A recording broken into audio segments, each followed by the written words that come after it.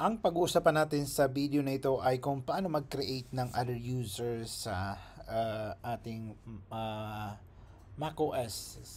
Pag bago ka pa lang sa channel na ito, huwag mong kalimutan i-subscribe and pinutin ang notification bell para updated ka sa mga upload kong video. So, gagamitin ko sa tutorial na ito ay yung aking MacBook. Then, mag-create tayo ng other user. So, punta tayo dito sa System Settings. So, pag naka-close yan, pwede nyo ma-access dito yung system setting dito sa taas, system settings.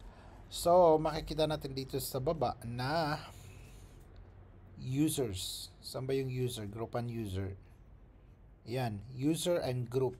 So, ang advantage nito ay kung mayroon kayong multiple, kung may resources ka dito halimbawa sa iyong user, tapos may gustong gumamit sa iyong laptop, ay pwede mo paggamit sa kanya para hindi niya ma-access yung mga data mo kay privacy. Halimbawa, asawa mo, anak mo, kaibigan mo, or sa company, pag ibang tao, may colleague mo, pwede mong gawa ng isang ibang user.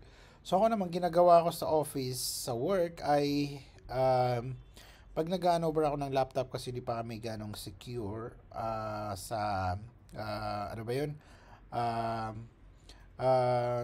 gumagawa ko ng backdoor. Ang ibig kong sabihin ay kahit umalis si user o nag-resign o ano, meron ma-access ko pa rin yung laptop niya later kahit hindi kayo binigay sa yung password dahil meron akong backdoor account.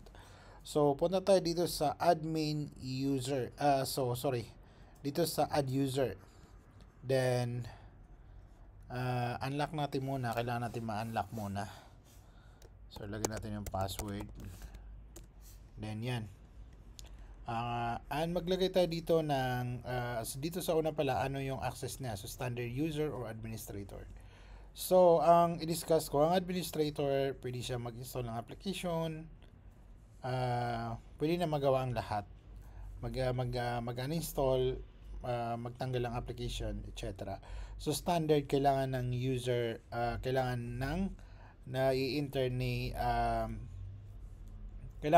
admin yung kanyang password. So, ilagay natin halimbawa standard. So, ilagay natin dito, naka-Arabic pa dito kung makikita na Arabic. So, tatanggalin ko later yan. Ang ilagay natin dito ay ABH na lang. ABH. So, yan. Then, ABH. Then, ilagay natin dito ng password. Then, kailangan natin siya i-verify dito. Yung ating password. Ayan. Then, lagyan natin dito OFWIT. Then, create user. So, kung makita nyo, magre-reflect siya dito. So, yan. So, pwede na yung mag-login sa pangalawang user kay ABH standard. So, by the way, yung ABH ay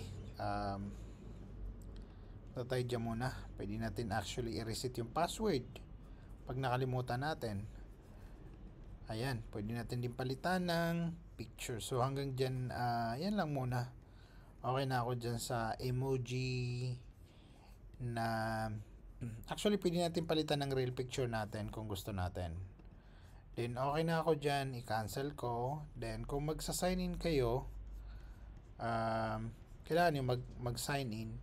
So, paano mag-sign in? Paano mag-sign in? Kasi naka-screen record tong ginagamit ko na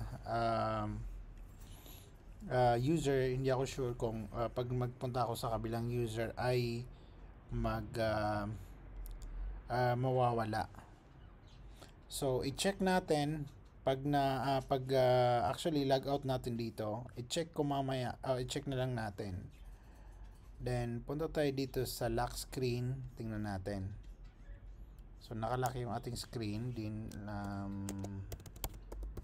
dapat log out. So, pag nag-log out ako, baka mawala yung aking screen record.